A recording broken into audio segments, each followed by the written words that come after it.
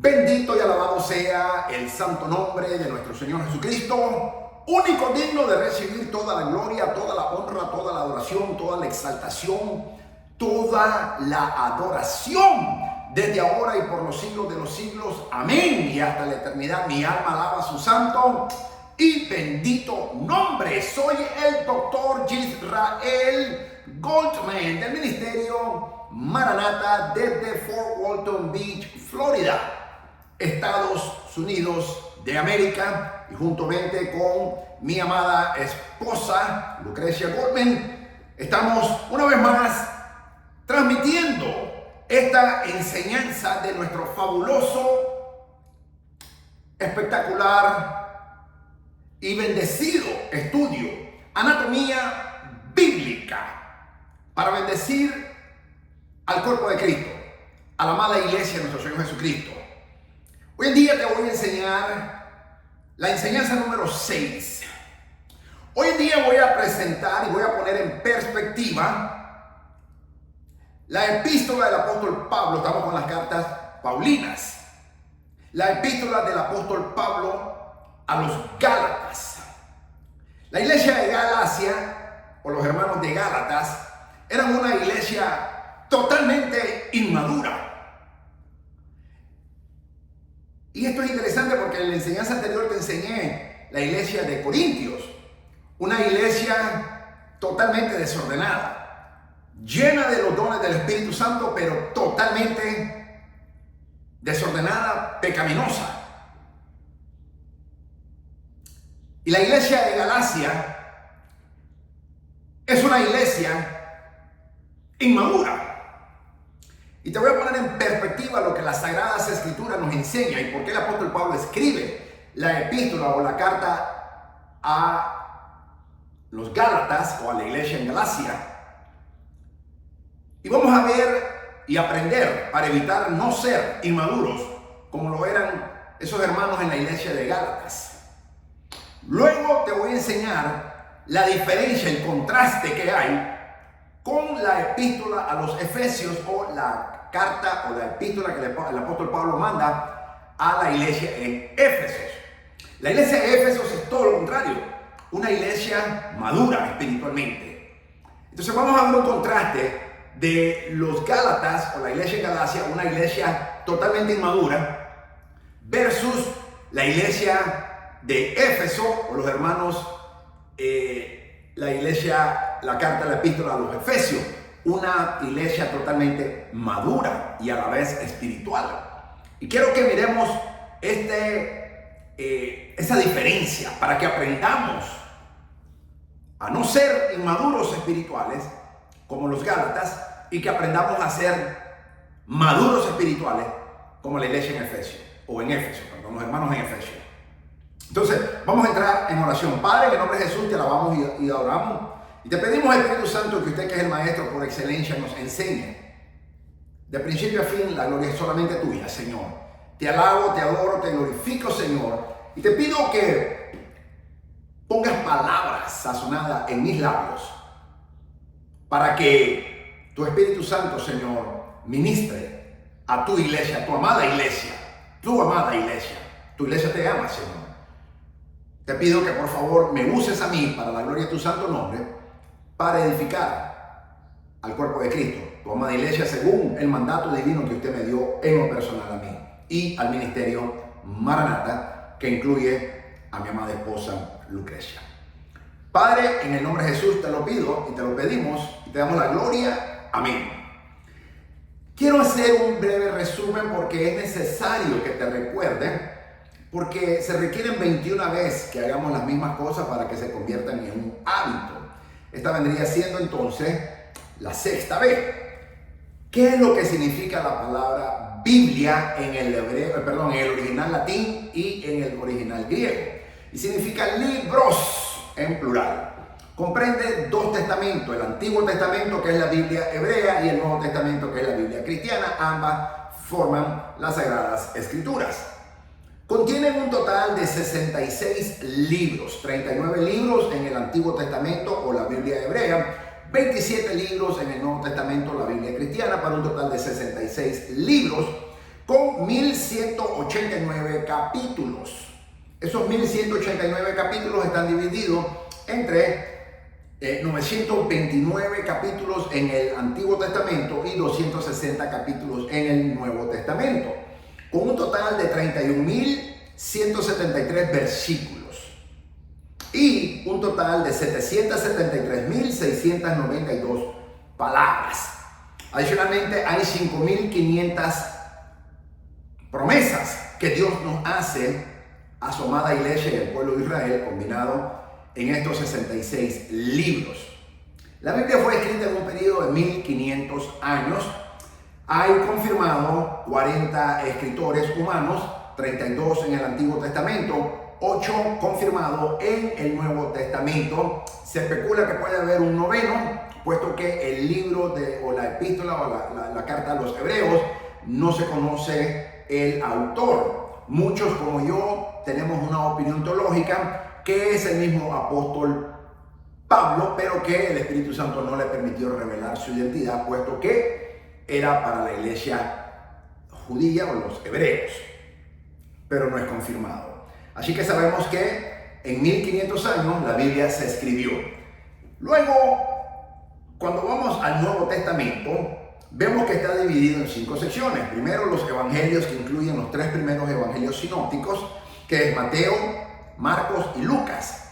Y luego el evangelio de Juan, que se conoce como el evangelio teológico o el evangelio espiritual, muy diferente a los primeros 3 evangelios sinópticos, porque el apóstol Juan no le interesa presentar la misma perspectiva, y eso es lo que significa sinóptico, una misma perspectiva, que es la narrativa del nacimiento de nuestro Señor Jesucristo como hombre. El apóstol Juan, más bien inspirado por el Espíritu Santo, decide escribir sobre la divinidad de nuestro amado y glorioso Señor Jesucristo, mostrándolo que desde el principio era el verbo, y el verbo era con Dios, y el verbo era Dios. O sea, Jesucristo, nuestro Señor, es la palabra de Dios que se encarna. No tiene principio, no tiene fin, es eterno. Y también el apóstol Juan presenta al Señor Jesucristo como el creador de toda la creación, algo que los 3 primeros evangelios sinópticos no presentan.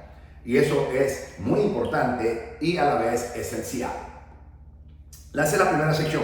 La segunda sección se conoce como la historia, que incluye el libro de los Hechos. Es la historia porque se narran los primeros 30 años de historia, desde el día de Pentecostés, Hechos capítulo 2, cuando nace la iglesia, cuando el Espíritu Santo bautiza a los 120, y luego a los 3000, a los 120 en el aposento alto, y luego los 3000 que estaban en toda Jerusalén. Entonces, ahí nace la iglesia, y el libro de los Hechos, escrito por Lucas, narra los primeros 30 años de la historia de la iglesia de nuestro Señor Jesucristo. La tercera sección son las epístolas paulinas, que empieza desde Romanos y termina con Filemón. La cuarta sección son las epístolas generales. En las epístolas generales vamos a encontrar a Hebreos, vamos a encontrar que va hasta Judas, vamos a encontrar las cartas juaninas del apóstol Juan, vamos a encontrar las epístolas, son 3, las epístolas juaninas, las epístolas pedrinas, que son 2, primera y segunda de Pedro, y luego las epístolas que están ahí de Hebreo y Judas, se le conocen como generales porque no son escritas a ninguna iglesia en particular, sino a toda la iglesia. Finalmente, la sección cuarta y quinta es la profecía, el que incluye únicamente el libro de Apocalipsis. El Nuevo Testamento fue escrito aproximadamente entre el año 45 al año 95, un periodo de 50 años, y se escribió en el griego koiné, que era el griego común, la forma común del lenguaje griego cotidiano de la gente común, de la gente que estaba en todos los días en el primer siglo de nuestra era. El libro de los Hechos se le conoce también como el quinto evangelio porque narra una gran evangelización que sucede dentro de Jerusalén, pero especialmente fuera de Jerusalén. Y se le conoce como el libro del Espíritu Santo también porque es donde el Espíritu Santo baja, llena a los 120 y después a los 3000 y después a otros más. Hechos capítulo 2, el Pentecostés judío, porque solamente judíos habían 120 en el aposento alto y 3000 judíos que venían de todo el mundo, habían nacido en todo el mundo, pero no vivían en Israel, que es típico, siempre ha sido así en Israel. Y como te dije, el mismo apóstol Pablo no nació en Israel, nació en Tarso, que era una provincia del Imperio Romano, por eso se le llamaba Saulo de Tarso, y por eso era el ciudadano romano, porque Tarso era una provincia del Imperio Romano. Él no nació en Israel o en la tierra de Canaán, cuando se conocía anteriormente. Él nace en una provincia del Imperio Romano.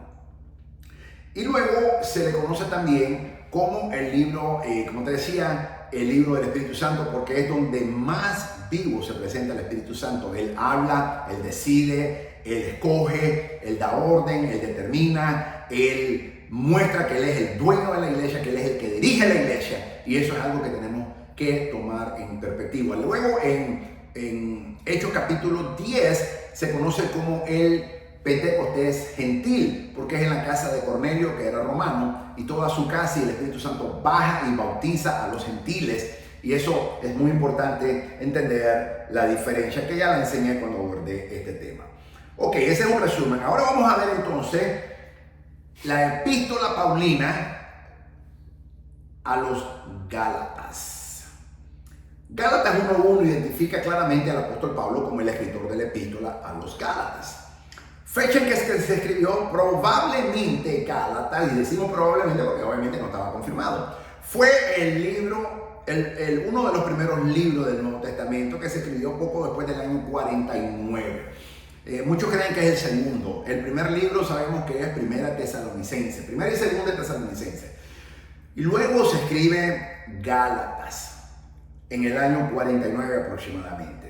El propósito del libro: las iglesias de Galacia estaban formadas, esto es muy interesante, porque a diferencia de las otras iglesias que eran solo gentiles, o la iglesia en Jerusalén que solamente eran judíos, la iglesia de Galacia estaba formada por ambos, judíos y gentiles convertidos. Había una combinación, y esto lo hace más controversial en el aspecto del comportamiento o del aspecto social o social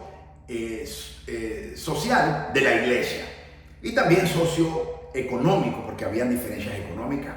El propósito de Pablo al escribir a estas iglesias era confirmarles en la fe, especialmente en lo que respecta a la justificación solo por la fe en el Señor Jesucristo, aparte de las obras de la ley de Moisés. Hace una diferencia el apóstol Pablo, y es categórico en la manera en que él trata. De hecho, hay una traducción que dice que los trató como estúpidos en realidad.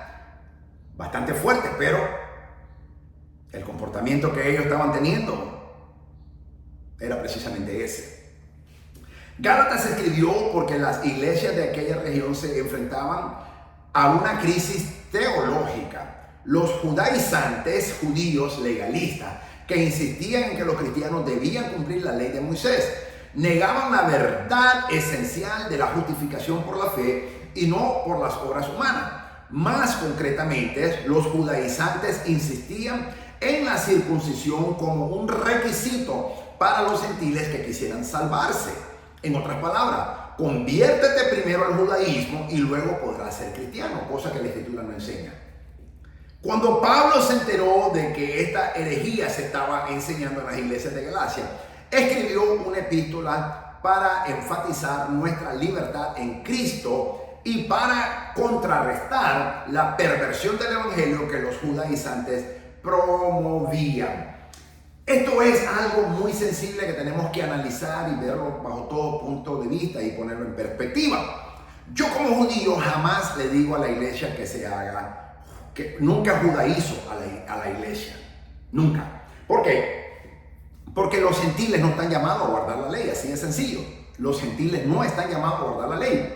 Nosotros los judíos sí estamos mandados a guardar la ley. Yo como un judío que he reconocido a Jesucristo como mi Señor y Salvador, no es que yo viva en base a la ley, pero sí es una obligación mía guardarla. Pero yo entiendo que mi salvación es única y a través de Jesucristo, mi Señor, no por obras de la carne o por obras humanas para que nadie se gloríe. Y yo jamás le enseño a la iglesia, nunca, delante de Dios lo digo, nunca he judaizado a nadie. A mí muchos hermanos me preguntan, especialmente hermanos varones, me preguntan, doctor Goldman, ¿debo de circuncisarme? Y yo la primera pregunta que le hago es, ¿eres judío? ¿Naciste judío? ¿Te convertiste en judío? No, entonces no lo tienes que hacer. Porque ese fue un pacto en la carne que Dios hizo con nuestro padre Abraham. Y toda su descendencia teníamos que ser circuncidados al 8º día. Entonces, si tú no naciste judío o no te has convertido al judaísmo, no tienes por qué hacerlo. Tú eres gentil, no te aplica para ti. Otros me preguntan, Dr. Goldman, ¿debo de guardar el Shabbat? Nuevamente, el Shabbat es para nosotros los judíos, no para los gentiles. Dios hace una invitación. Isaías 56, Dios hace una invitación a los gentiles que si lo guardan de manera voluntaria, Dios los va a bendecir. Pero es una invitación que Dios hace. No están obligados los gentiles. Nosotros los judíos sí estamos obligados. También me preguntan, Dr. Goldman, ¿yo debo de comer cerdo o me debo de abstener? Le vuelvo a hacer la primera pregunta. ¿Tú eres judío?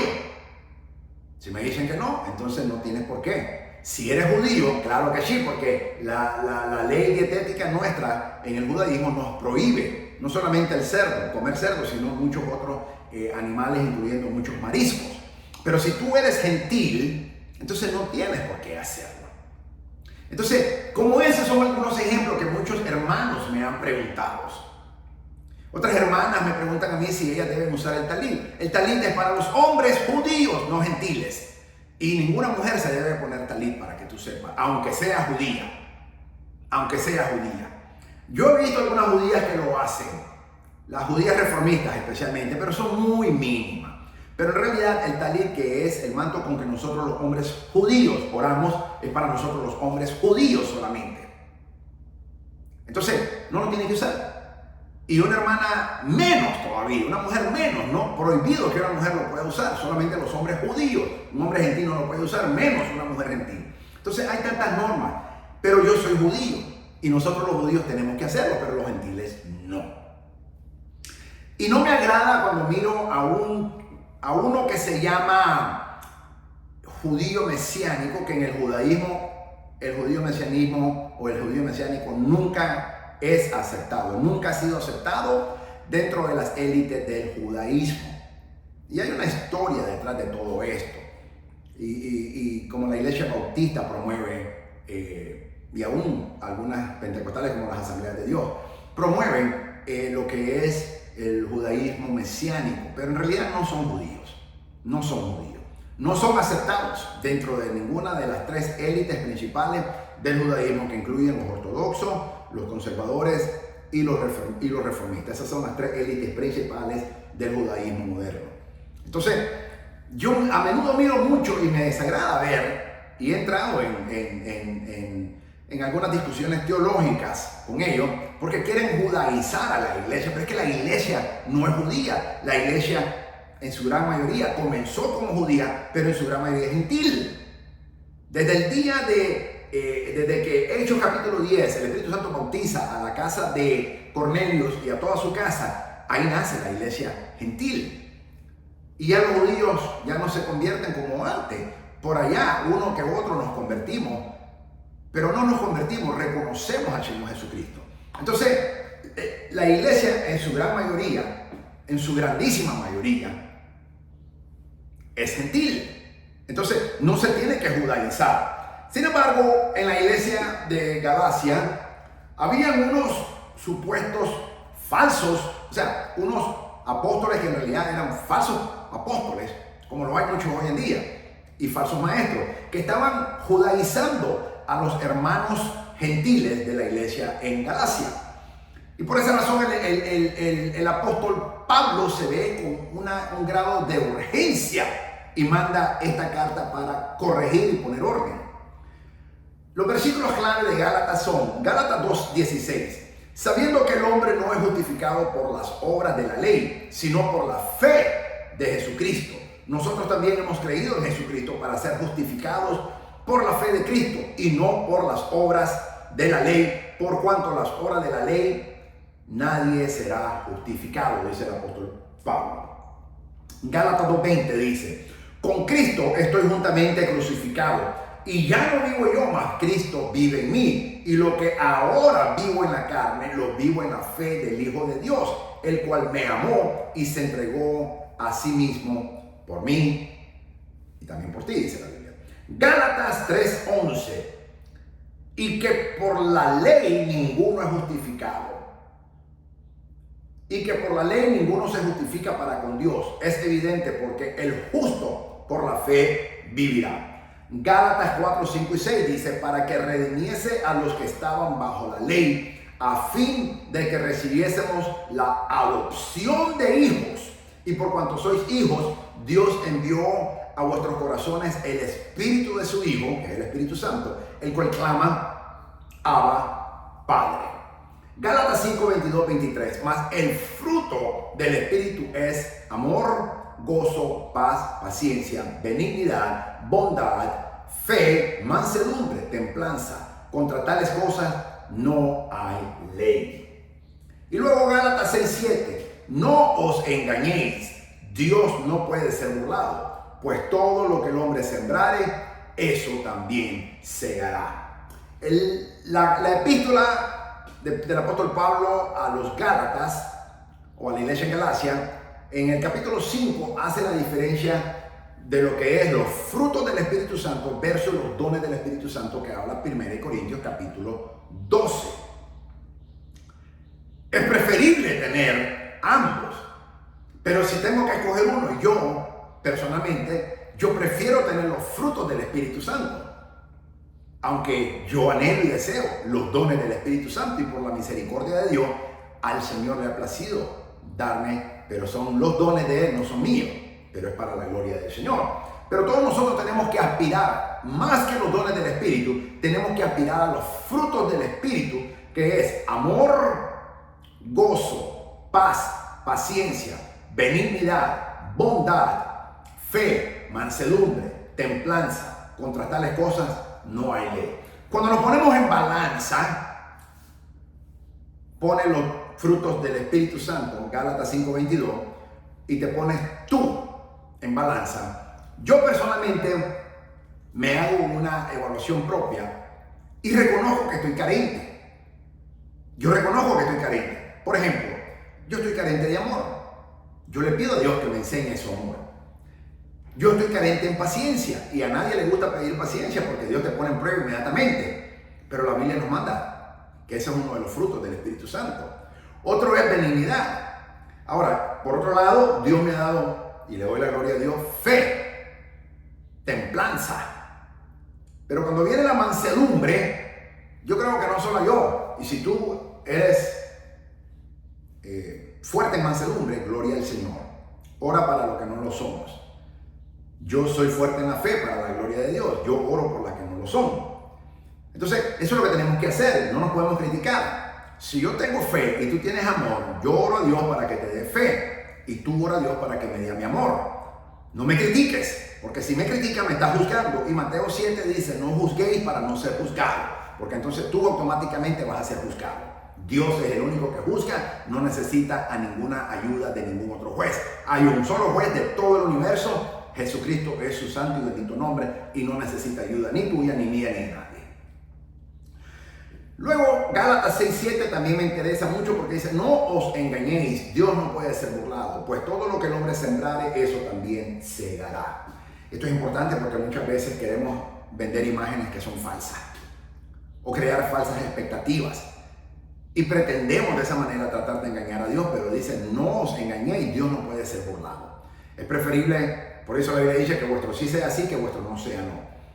En breve resumen, el hecho de que somos justificados por gracia mediante la fe significa que tenemos libertad espiritual, pero no libertinaje. Y esto hay que tenerlo en perspectiva. No estamos sometidos a lo que dicta la ley del Antiguo Testamento. Como iglesia no estamos sometidos. Y tú, siendo gentil, menos. Yo como judío sí, tú no. Pablo condena enérgicamente a cualquiera que menosprecie la gracia de Dios e intenta cambiar el evangelio, dice Gálatas capítulo 1, versículo 8 al 10. Presenta sus credenciales apostólicos, Gálatas 1, 11 y Gálatas capítulo 2, 14. Y recalca que la justicia viene por Jesucristo nuestro Señor, no por las obras de la ley ni de la carne, Gálatas capítulo 2, versículo 21. Los gálatas deben mantenerse firmes en su libertad, pero no en el libertinaje, y estar sujetos al yugo de esclavitud, es decir, la ley mosaica. Gálatas capítulo 5, versículo 1. La libertad cristiana no es una excusa para satisfacer nuestra naturaleza pecaminosa. Eso ya no es libertad, eso es libertinaje que conlleva a inmoralidad sexual y a la idolatría. Bíblicamente Israel cayó en eso y también la iglesia ha caído. Tal vez no necesariamente en idolatría, aunque idolatría no solamente adorar un ídolo.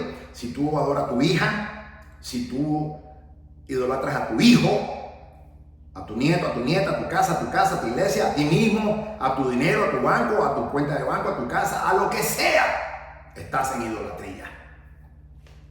Y eso es contra la voluntad de Dios.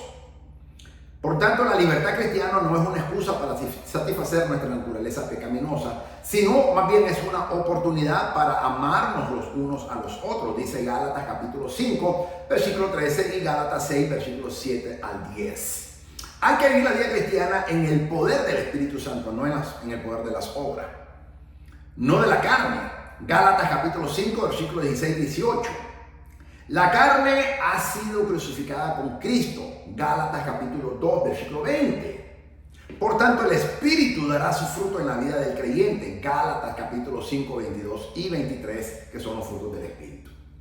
En última instancia, el tema no es si una persona está circuncidada, sino si es una nueva creación. ¿De qué te sirve estar circuncidado si no eres una nueva creación? Mira lo que lo dice Gálatas capítulo 6, versículo 15. La salvación es obra del Espíritu Santo y debemos nacer de nuevo. Le dijo el Señor Jesucristo a Nicodemo en Juan capítulo 3, versículo 3. Nicodemo, un líder, un maestro, un doctor de la ley, uno de los principales maestros de todo Israel en los tiempos de nuestro Señor Jesucristo, circuncidado en el 8º día, según la ley mosaica, pero no era nacido de nuevo. ¿Y qué le dijo el Señor Jesucristo? Es necesario que nazcas de nuevo para poder entrar al reino de los cielos. Los ritos religiosos externos como la circuncisión carecen del valor en el reino del Espíritu. Conexiones. En toda la epístola de Pablo a los Gálatas, la gracia salvadora, el don de Dios, se contrapone a la ley de Moisés, que no puede salvar. Los judaizantes insistían en volver a la ley de Moisés como fuente de justificación y tenían una posición destacada en la iglesia primitiva. Incluso el apóstol Pedro fue arrastrado momentáneamente por sus engaños. Lo dice Gálatas capítulo 2, versículos 11 al 13. Los temas que conectan a Gálatas con el Antiguo Testamento se concentran en la ley frente a la gracia. La imposibilidad de la ley para justificar, Gálatas 2.16. La muerte del creyente a la ley, Gálatas 2.19. La justificación de Abraham por la fe, Gálatas 3.6. El hecho de que la ley no traiga la salvación de Dios sino su ira, Gálatas 3.10. Y el amor como cumplimiento de la ley, Gálatas 5.14. Los creyentes son hijos espirituales de Sara, no de Agar. Es decir, los creyentes gentiles son hijos de la mujer libre, Sara, no hijos de la esclava, Agar. Tenemos más en común con Isaac, quiero decir los gentiles creyentes, que con el hijo, que es el hijo de la promesa, que con Ismael, que es el hijo de los esfuerzos humanos. Gálatas 4, versículos 21 al 31. Los libros de Gálatas y Santiago, muchos dicen que se contradicen, pero tales que dicen eso son ignorantes. Principio hermenéutico número 3 dice que la Biblia nunca se contradice. Gálatas y Santiago se armonizan. Los libros de Gálatas y Santiago tratan dos aspectos completamente o complementarios del cristianismo. Gálatas resalta el evangelio de la gracia que produce una vida justa. Gálatas 3, versículos 13 y 14. Mientras que Santiago destaca la vida justa que demuestra la fe. ¿Te das cuenta de la diferencia? Pero es un complemento. Y no hay conflicto. Santiago también enfatiza el nuevo nacimiento por medio del Evangelio. Ver Santiago capítulo 1, versículo 18.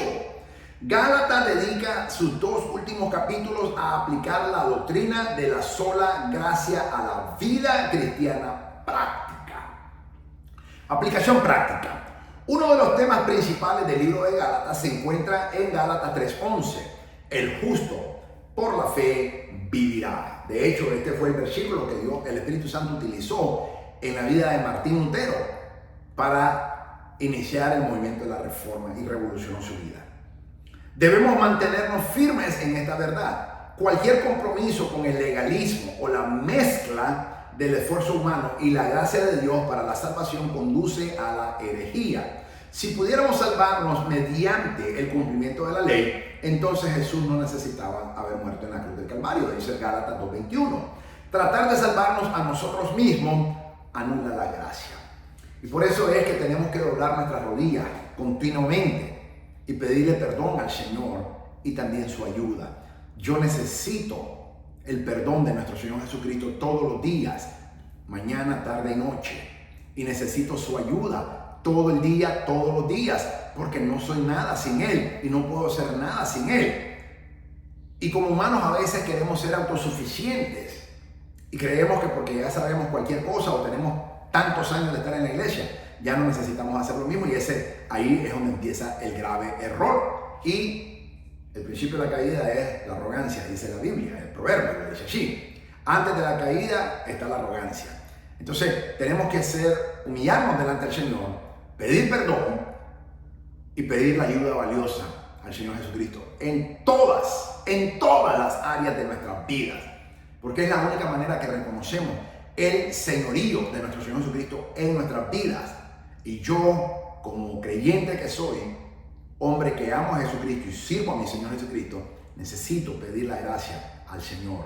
Y ahora en mi matrimonio hago lo mismo también. Y le pido al Señor que me ayude en mi matrimonio para ser el esposo que Dios me manda a ser en la Biblia, conforme a las Sagradas Escrituras, tratar a mi esposa como el Señor lo hace.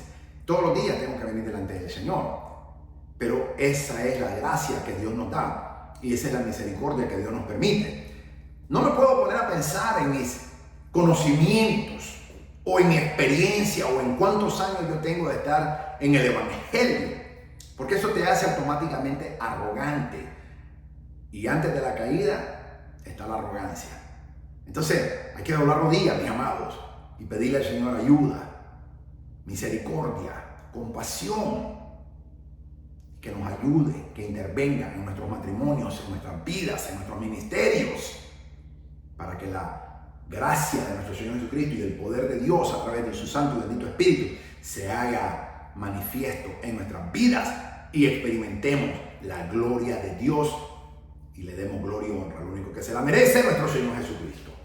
No podemos caer. Legalismo significa... Se ha transversado el término de legalismo. Legalismo significa vivir por la ley. Pero hoy en día la iglesia, mejor dicho, el evangelio de la prosperidad te enseña a no ser legalista. Y para ellos ser legalista es no hacer nada de lo que la Biblia nos manda hacer. Una cosa es reconocer que yo soy salvo por fe, no por obra, no por la ley, sino por la fe en mi Señor Jesucristo y su sacrificio en la cruz del Calvario. Pero otra cosa es de que yo diga, yo no tengo que hacer nada de lo que la Biblia dice, porque ya Jesús lo hizo todo y yo ya hice lo único que tenía que hacer, que era creer en el Señor Jesucristo. Eso no es legalismo, para que tú sepas. Legalismo es creer de que la ley mosaica salva mi vida. Eso es legalismo. Pero dentro del Evangelio tenemos que cumplir la ley de Dios, especialmente la ley de Cristo. Pero toda la palabra de Dios es para nosotros y Dios la demanda. Y cuando tú haces eso, tú no estás siendo legalista, tú estás siendo obediente a la palabra de Dios, al mandamiento de la palabra de Dios. Así que no confundas legalismo como te lo vende el concepto estos falsos predicadores, falsos maestros, falsos apóstoles, falsos profetas, falsos evangelistas, falsos pastores del evangelio de la prosperidad, que tú los oyes todos los días en la radio, en la televisión, en el internet y en muchas iglesias en todo el mundo. Eso no es ser legalista. Obedecer la palabra de Dios no es ser legalista. Es ser obediente a la palabra de Dios y honrar a Dios. No solo nos salvamos por fe, según dice Juan 3:16. También Efesios 2:8-9 lo dice. Sino que la vida del creyente en Cristo, día a día, hora a hora, minuto a minuto, momento a momento, se vive por y a través de esa fe. Gálatas capítulo 2, versículo 20. No es que la fe sea algo que podamos crear por nuestra propia cuenta. Es un don, un regalo de Dios, no de las obras. Ver Efesios capítulo 2, versículo 8 a 9. Sino que es nuestra responsabilidad y nuestro gozo manifestar nuestra fe para que los demás vean la obra de Cristo en nosotros y creer en nuestra fe aplicando disciplinas espirituales, como por ejemplo el estudio de la Biblia, oración, obediencia, etc. El Señor Jesucristo dijo que la gente nos conocería por el fruto de nuestras vidas, Mateo 7:16, el cual debería dar evidencia de que la fe que hay en nosotros, tiene que dar evidencia en la fe que hay en nosotros. Todos los cristianos debemos esforzarnos con diligencia para edificar sobre la fe salvadora que llevamos dentro, para que nuestras vidas reflejen a nuestro glorioso, bendito y majestuoso Señor y Salvador Jesucristo, que mi alma adora y ama, y los demás glorifiquen a vuestro Padre que está en los cielos, dice Mateo 5:16. Entonces vemos cómo la iglesia de Gálatas, o los hermanos en Gálatas, la iglesia en Galacia, era una iglesia inmadura, porque se estaba dejando guiar por cualquier doctrina de estos judaizantes. Y hoy en día está sucediendo eso. No solamente que judaizantes, sino a doctrinas que el apóstol Pablo posteriormente le llama doctrinas de demonios. Y tienes que tener cuidado. Tenemos que hacer todo lo que la Biblia dice. La Biblia es la autoridad. La palabra de Dios es la autoridad máxima. Si no está en la Biblia, no lo tienes que hacer. Así de sencillo. Si no está en la Biblia, no lo tienes que hacer. Y si está en la Biblia, lo tenemos que hacer obligatoriamente. No es lo que diga un hombre. Es lo que dice Dios en su santa, poderosa palabra. Si no está en la Biblia, no lo tienes que hacer. No lo tenemos que hacer. Pero si está en la Biblia, tú y yo estamos obligados a hacerlo. Porque eso requiere obediencia delante de Dios. Cuando tú y yo hacemos lo que la palabra de Dios nos enseña y lo que está escrito en la Biblia, entonces nos convertimos como la iglesia en Éfeso. Y ahora voy a entrar a la epístola a los Efesios que el apóstol Pablo escribe. Y vamos a ver ahora cómo la iglesia de Galacia o de los Gálatas eran inmaduros versus la iglesia en Éfeso, o los hermanos en Efesios eran creyentes maduros. Vamos a ver ahora el contraste. El autor es, en Efesios 1:1, identifica al autor del libro de Efesios como el apóstol Pablo. Fecha de su escritura: el libro de Efesios fue escrito muy probablemente entre el año 60 y 63 de nuestra era. Casi uno de los últimos libros que escribe el apóstol Pablo es la epístola a los Efesios, o la carta a la iglesia en Éfeso. El propósito de la escritura: Pablo deseaba que todos los que anhelaban una madurez a semejanza de Cristo recibieran este escrito. El libro de Efesios describe la disciplina necesaria para convertirse en verdaderos hijos de Dios. Por otra parte, un estudio de Efesios ayudará a fortalecer y a establecer al creyente para poder cumplir con el propósito y llamado que Dios tenga para ti y para mí. El objetivo de esta epístola es confirmar y equipar a una iglesia madura. Aquí se presenta una perspectiva balanceada del cuerpo de Cristo y su importancia en el reino de los cielos. La iglesia de Efesios o de Éfeso fue tan poderosa que en el libro de Apocalipsis, capítulo 2, cuando el Señor Jesucristo manda las 7 cartas a las 7 iglesias, la primera que le escribe es a la iglesia de Éfeso. Y fue tan poderosa esa iglesia, fundada por el apóstol Pablo, que muchos años después el apóstol Juan fue a pastorear esa iglesia. De hecho, después que él recibe la revelación del libro de Apocalipsis, ya más de casi 100 años ya tenía él, entre el año 95 aproximadamente, cuando escribe el libro de Apocalipsis. Al poco tiempo muere el emperador, el Espíritu Santo le da libertad, lo sacan de la prisión en la isla de Patmos, y el apóstol Juan no se retira, no se jubila, como muchos pastores a los 60 años ya se quieren estar jubilando, y ya están hablando del retiro, de su jubilación.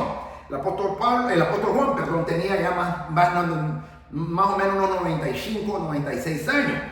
¿Y qué es lo que hace el apóstol Juan después que es liberado, el Espíritu Santo lo liberta de la prisión que estaba de por vida en la isla de Patmos, se va a Éfeso a pastorearla hasta que duerme y muere en el año 100. Y la pastorea aproximadamente unos 4 años, tal vez 5, y fue la última iglesia que él pastoreó, y después de eso entró a la patria celestial.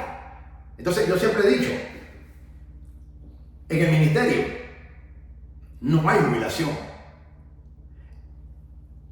Los sacerdotes levitas comenzaban el ministerio a los 25 años y lo terminaban a los 50. Tenían 25 años de ministerio, pero había una razón. No es para que se jubilaran y ya no siguieran haciendo más nada. Es que el índice de mortandad en el tiempo bíblico, los hombres no vivían ni siquiera hasta los 50 años. Por eso al Señor Jesucristo, cuando los fariseos lo confrontan y le dicen, aún no tienes 50 años y dice que ya viste a Abraham. Pues el Señor Jesucristo tenía 30 y piquito de años en ese momento. Entonces, los hombres y aún las mujeres ni siquiera llegaban a los 50 años. Por eso Dios estableció el ministerio de los sacerdotes levitas, comenzando a los 25 años y no podían pasar de los 50 años porque la gran mayoría de ellos ni siquiera llegaban a esa edad. El índice de mortandad en la raza humana eran máximo 50 años. Pero hoy en día ese no es el índice.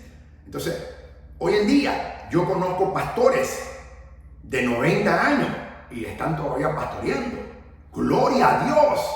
Yo le pido a Dios que Dios me dé vida y salud mental y física y por supuesto emocional y espiritual para yo, y le pido a mi esposa eso y mi esposa lo sabe muy bien eso, para yo nunca retirarme hasta que entregue mi alma de la manera que yo le pedí al Señor, cómo me dé ese privilegio, cómo yo quiero morir para Cristo, defendiendo el Evangelio.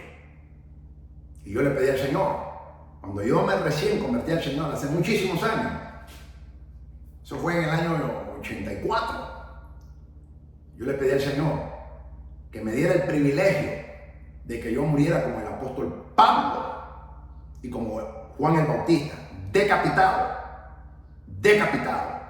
Yo le pedí eso al Señor. Y toda mi familia lo sabe. Mis hermanas en la carne, que amo mucho, mis 2 hermanas lo saben. Mis hijos biológicos, mis hijos naturales lo saben. Y mi esposa lo sabe. Y yo le pedí a Dios que me dé ese privilegio, como apologista que soy, que me permita morir entregando mi vida en defensa del Evangelio y del Señor Jesucristo. Y le pedí que me decapitaran. Y yo le pido todos los días eso al Señor. Esa es una oración que en mi corazón nació. Yo era muy joven cuando le pedí esa oración al Señor. Muy joven era. No tenía como 16 años. Y le hice esa oración al Señor. Y continuamente se la llevo haciendo. Yo oro a Dios que tenga la misericordia y que me conteste mi petición. Porque ese va a ser para mí un privilegio. Morir entregando mi vida al servicio del Señor Jesucristo y de su santo y bendito Evangelio. Yo le pido a Dios que me dé ese privilegio. Ya mis hijos tienen instrucciones, ya mi esposa amada, ya tiene instrucción, ya sabe, especialmente mi hijo mayor, ya sabe lo que tiene que hacer conmigo. Y todos mis miembros de mi familia inmediata ya lo saben. Así que eso es algo que yo le pedí personalmente al Señor. Un privilegio. Entonces aquí la Biblia nos presenta a la iglesia de Éfeso como una iglesia madura. Era tan madura que el Señor Jesucristo halaga.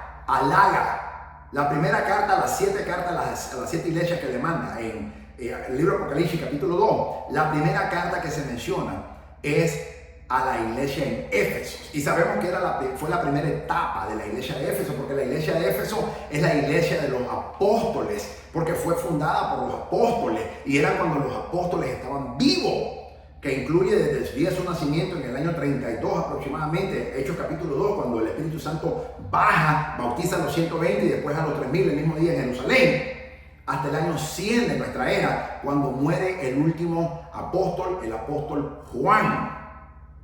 Y fue la iglesia, la única iglesia que evangelizó a todo el mundo. Y nosotros, la iglesia moderna, con toda la tecnología que tenemos, con todos, no sé cuántos cientos de satélites hay alrededor de toda la Tierra, con todo el internet, con toda la tecnología que tenemos, no hemos evangelizado a todo el mundo todavía. Pero los hermanos de la iglesia primitiva, que se conoce como la primera iglesia de la etapa, que es la iglesia de Éfeso, ellos evangelizaron a todo el mundo, lo dice el apóstol Pablo. Y luego el Señor Jesucristo halaga a esta iglesia en Éfeso en el libro de Apocalipsis capítulo 2. Una iglesia totalmente madura. El libro o la epístola de los Efesios nos incentiva, nos motiva e incentiva a que busquemos la madurez espiritual. Y ese fue el motivo del apóstol Pablo al escribir la carta o la epístola a los Efesios o a la iglesia en Éfeso, para que ellos pudieran, para equipar a la iglesia a adquirir un alto grado de madurez espiritual, y ese es mi objetivo en enseñarte esta enseñanza. Aquí se presenta una perspectiva balanceada del cuerpo de Cristo y su importancia en el reino de los cielos. Versículos claves, Efesios 1:3. Bendito sea el Dios y Padre de nuestro Señor Jesucristo, que nos bendijo con toda bendición espiritual en los lugares celestiales en Cristo. ¿Te das cuenta? Así empieza el apóstol Pablo escribiendo. Dice que ya tú y yo ya estamos sentados en lugares celestiales. Lo dice Efesios 1:3 y también Efesios capítulo 2. Mira lo que dice Efesios 2, capítulo 2, versículo 8 al 10. Porque por gracia sois salvos por medio de la fe. Y esto no es vosotros, pues es don de Dios, no por obras, para que nadie se gloríe, porque somos hechuras suyas, hechura suya, creados en Cristo Jesús, para buenas obras. Y aquí es muy importante, porque muchas veces los cristianos solamente queremos tener fe, pero no queremos hacer buenas obras. Pero mira lo que dice, voy a volver a leer Efesios 2, versículo 8 al 10. Porque por gracia sois salvos por medio de la fe, y esto no es vosotros, pues es don de Dios, no por obras, para que nadie se gloríe. Porque somos hechura suya, creados en Cristo Jesús para buenas obras, las cuales Dios preparó de antemano para que anduviésemos en ellas. Tú y yo, como cristiano maduro. El cristiano maduro se conoce porque hace buenas obras. Hace buenas obras. Acuérdate que la salvación es por fe, pero la remuneración o la recompensa que habla Hebreo 11:6 y Apocalipsis 22:12. Dice que he aquí yo vengo pronto y conmigo mi galardón para recompensar a cada uno según sus obras, no dice su fe. Entonces, las buenas obras que tú y yo hagamos, seremos remunerados ¿cuándo? En el tribunal de Cristo, 2 Corintios capítulo 5, versículo 10. ¿Cuándo va a suceder eso, doctor Goldman? Aproximadamente creemos que eso va a suceder después del harpazo, del arrebatamiento.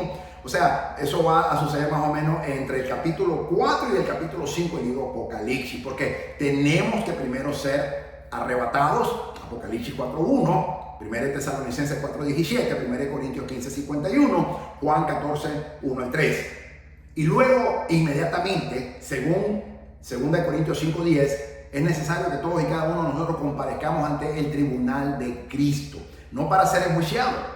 En el griego habían dos palabras para tribunal, uno para ir a un juicio por mala obra, otro para ir a un juicio para ser remunerado. Ese es el que usa el apóstol Pablo cuando dice que es necesario que vayamos al tribunal de Cristo para que seamos remunerados. Y después de que seamos remunerados, entonces vendrán las bodas del Cordero. Y después de la boda del Cordero, vamos a venir con el Rey de Reyes y Señor de Señores, Apocalipsis 19, versículo 11, a la tierra, que venimos en realidad después de 7 años que hemos estado de luna de miel allá en el cielo. Después que las bodas del Cordero suceden, ahora venimos al viaje de la luna de miel, que es ¿dónde? A la tierra, donde el Señor viene a tomar posesión de lo que Él compró hace 2000 años en la cruz del Calvario. Y nosotros, su esposa, la iglesia, su esposa, vendremos con Él y todas las huestes espirituales del cielo, vendremos con Él a hacer vamos a estar de espectadores, ver cómo Él va a derrotar al anticristo, que es la bestia y el falso profeta. Ambos, la bestia y el falso profeta, ambos forman el anticristo. Y eso lo veremos en Apocalipsis capítulo 19, versículo 11 en adelante. Pero venimos de blanco, dice. Ningún ejército se viste de blanco. Entonces, Él nos va a vestir de blanco. ¿Por qué? Porque ni tú ni yo vamos a hacer absolutamente nada. Vamos a estar echándole porras y vamos a estar admirando a nuestro esposo, a nuestro amado Señor Jesucristo, como Él, con su poder, va a vencer al anticristo y a todos sus ejércitos. Él mismo, sin ayuda de nadie. Tú y yo simplemente vamos, y todas las huestes espirituales de Dios, del cielo, vamos a estar como espectadores, celebrando, echándole porras a nuestro amado Señor, que será nuestro esposo para entonces, y tú y yo estamos por eso de lino fino, vestido de blanco, porque el único que va a batallar es nuestro amado Señor Jesucristo, y Él va a vencer. Él solo va a vencer al anticristo, a la bestia y al falso profeta. Apocalipsis capítulo 19, versículo 11. Es fascinante, por eso el libro de Apocalipsis me fascina. Es mi libro predilecto, favorito, fascinante, lo amo. Y segundo, el libro de los Hechos, que es el Espíritu Santo. Entonces, sí, claro, como escatólogo me fascina hablar de estos objetivos y de estas perspectivas de la palabra santa de Dios. Mira lo que dice Efesios capítulo 4, versículo 4 al 6. Un cuerpo y un espíritu, como fuisteis llamados también en una misma esperanza de vuestra vocación, un Señor, una fe, un bautismo, un Dios y Padre de todos, el cual es sobre todos y por todos y en todos. Efesios 5:21. Someteos unos a otros en el temor de Dios. Esto es interesante. Esto es muy interesante porque normalmente y tristemente muchos hombres cristianos quieren manipular a la esposa, que te tienes que someter a mí. Es cierto que el hombre es la cabeza de su esposa y Cristo es la cabeza del esposo y Dios es la cabeza de Cristo. Pero Efesios 5:21 dice: someteos unos a otros en el temor de Dios. Eso incluye que el esposo también se tiene que someter a la esposa. Eso incluye eso. Y así como la palabra de Dios nos manda a los esposos a amar a las esposas también están obligadas a amar a sus esposos, para que sepan. Es recíproco. Entonces, así como la mujer se somete a su esposo, la esposa se somete a su esposo, pero Efesios 5:21 dice: someteos unos a otros en el temor de Dios. Y así como mi esposa se somete a mí, yo también me tengo que someter a mi esposa, porque la palabra de Dios, Efesios 5:21, nos manda. Y aquí le quiero hablar a mis hermanos que están casados. Y esto es un principio que tenemos que poner en práctica. Es bíblico, es bíblico. Así como también es bíblico que la mujer ame a su esposo. No solamente el hombre está obligado a amar a su esposa, la mujer también está obligada, llamada a amar a su esposo. De la misma manera que así como la esposa está llamada y obligada a someterse, según la palabra de Dios, no mía, según la palabra de Dios, a someterse a su esposo, también el esposo está llamado y obligado a someterse a su esposa, porque Efesios 5:21 dice: someteos unos a otros en el temor de Dios. Y esto es fascinante, como la palabra de Dios nos pone igual. Efesios 6, versículos 10 y 11. Por lo demás, hermanos míos, fortaleceos en el Señor y en el poder de su fuerza. Vestíos de toda la armadura de Dios, para que podáis estar firmes contra las acechanzas del diablo. El libro de Efesios es más común, mejor conocido por el capítulo 6, la armadura de Dios, que es la que acabo de leer. Sin embargo, si tú solamente te enfocas en el capítulo 6, vas a perder los primeros 5 capítulos que hay de mucha bendición. Y en el orden, Dios puso el orden. Antes de llegar a vestirnos de la armadura de Dios, tenemos que ver los primeros 5 capítulos, que hay muchas doctrinas que nos enseñan, y ahora te la voy a poner en perspectiva. Breve resumen: la doctrina ocupa una gran parte del libro de los Efesios. Fíjate, primeros 5 capítulos son de doctrina. Capítulo 1, 2, 3, 4 y 5 de la carta de los Efesios es doctrina. Y solamente el capítulo 6 del libro de los Efesios habla de la armadura de Dios. La mitad de la enseñanza en esta epístola describe nuestra posición en Cristo. Si tú y yo no sabemos cómo estamos posicionados en Cristo, de nada te sirve la armadura de Dios si tú no la sabes usar. Y el recordatorio de ello afecta nuestra condición. Con mucha frecuencia, aquellos que enseñan el libro de Efesios pasan por alto todas las instrucciones fundamentales y van directamente al capítulo 6, que es el final, la armadura de Dios. Pero perdieron la doctrina, que son los primeros 5 capítulos y su mayoría. Este es el capítulo que enfatiza la guerra o la lucha de nosotros los santos. Sin embargo, para beneficiarse totalmente del contenido de esta epístola, tú y yo debemos comenzar por la enseñanza inicial de Pablo en esta carta. Y ahora te lo voy a poner en perspectiva. Número 1, primero, como seguidores de Cristo debemos entender plenamente quiénes declara Dios que somos. Si tú y yo no sabemos quiénes somos en Cristo Jesús, según lo que Dios dice, lamentablemente no estamos en nada. También debemos entender, o mejor dicho, también debemos estar cimentados en el conocimiento de lo que Dios ha realizado por toda la humanidad. Enseguida debemos ejercitar y fortalecer nuestra existencia y caminar actual. Esto debe continuar hasta que ya no seamos fluctuantes, y eso es lo que nos hace maduros, y nos dejemos llevar de aquí para allá por cualquier viento de doctrina y por sutilezas de hombre. Hay hombres perversos que son sutiles, y el apóstol Pablo le llama que esas son doctrinas de demonio, porque te endulcen el oído, que la gente solamente quiere oír que te va a prosperar Dios, que vas a tener 10 casas, 20 casas, 50 carros, tantos millones en el banco, vas a tener aquí, vas a tener allá. Eso es todo lo que quiere oír la gente, lamentablemente, dentro de la iglesia. Entonces, estos hombres perversos y mujeres también, hombres y mujeres perversos, vienen para endulzar el oído. Pero esas son doctrinas de demonios que habla el apóstol Pablo. Y vienen con sutileza, pues el enemigo te habla con sutileza. Y tenemos que tener cuidado. Lo que más importa es la doctrina. No cuánto dinero Dios te va a dar, es la doctrina, quiénes somos, qué dice Dios que tú eres y yo soy, y qué requiere Dios que tú y yo nos comportemos, cómo requiere Dios que tú y yo nos comportemos y caminemos en nuestra vida, caminar espiritual. La escritura de Pablo se divide en 3 segmentos principales. Número 1, en los capítulos del 1 al 3, introduce los principios con respecto a lo que Dios ha hecho. Tenemos que tener fundamentalmente claro qué es lo que Dios ha hecho, y capítulo 1, 2 y 3 del libro de los Efesios nos dice en perspectiva, el apóstol Pablo lo pone en perspectiva qué es lo que Dios ha hecho. Número 2, en los capítulos 4 y 5 expone 4 principios respecto a nuestra presente existencia.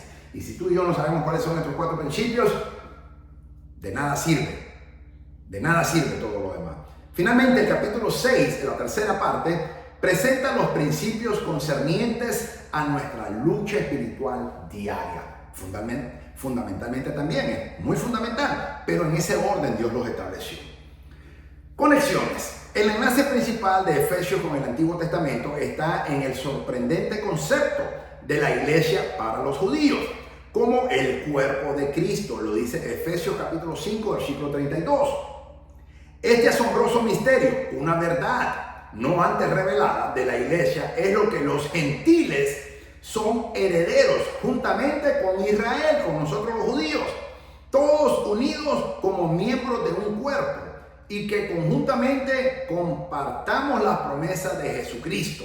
Efesios capítulo 3, versículo 6 lo dice. Este era un misterio totalmente escondido de los santos del Antiguo Testamento. Los profetas no vieron esto, ni los reyes. Efesios 3, versículos 5 y 9 lo dice. Los israelitas que eran verdaderamente seguidores de Dios siempre creíamos que solamente nosotros éramos el pueblo elegido de Dios. Deuteronomio capítulo 7, versículo 6 lo dice. El aceptar a los gentiles en un estatus igual en este nuevo paradigma fue extremadamente difícil y causó mucha disputa entre los creyentes judíos y gentiles convertidos, entre ellos Pedro. Mira después qué sucede en Hechos capítulo 10, cuando el Espíritu Santo bautiza a Cornelio y a su casa. Una discusión que se armó en Jerusalén. Pablo también habla del misterio de la iglesia como la novia de Cristo, un concepto nunca antes escuchado en el Antiguo Testamento. Aplicación práctica. Tal vez más que en ningún otro libro de la Biblia, el libro de Efesios enfatiza la conexión entre la sana doctrina y la práctica correcta en la vida cristiana. La conexión entre la sana doctrina y la práctica correcta en la vida cristiana. Eso es lo que enfatiza. Hay demasiada gente que ignora la teología y en vez de conocerla, solo quiere discutir cosas que son prácticas. En Efesios, Pablo argumenta que la teología es práctica. a fin de vivir en la práctica la voluntad de Dios para nuestras vidas. Debemos entender primeramente quiénes somos doctrinalmente en Cristo. Y eso el apóstol Pablo lo pone en perspectiva en los primeros 5 capítulos del libro de los Efesios. Cuando tú y yo tenemos doctrinalmente correcto quiénes somos, qué hizo Dios por nosotros, qué dice Dios que tú y yo somos, cómo debe ser nuestra conducta como cristianos con madurez espiritual según el libro de los Efesios, entonces podemos usar la armadura de Dios.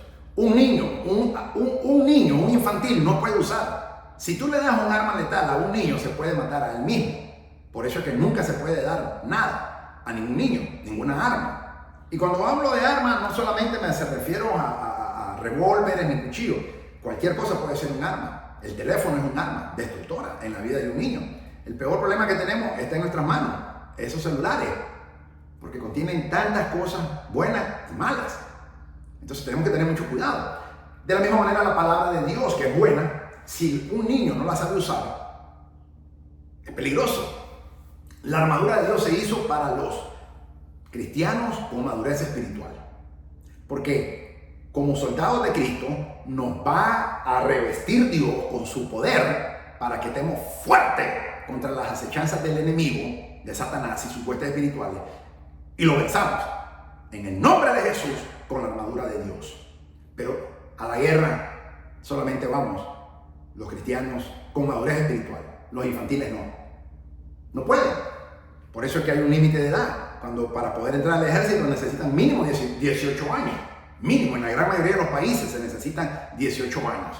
Por lo menos aquí en Estados Unidos es fundamental y en la mayoría que 18 años mínimo, que ya se considera adulta la persona.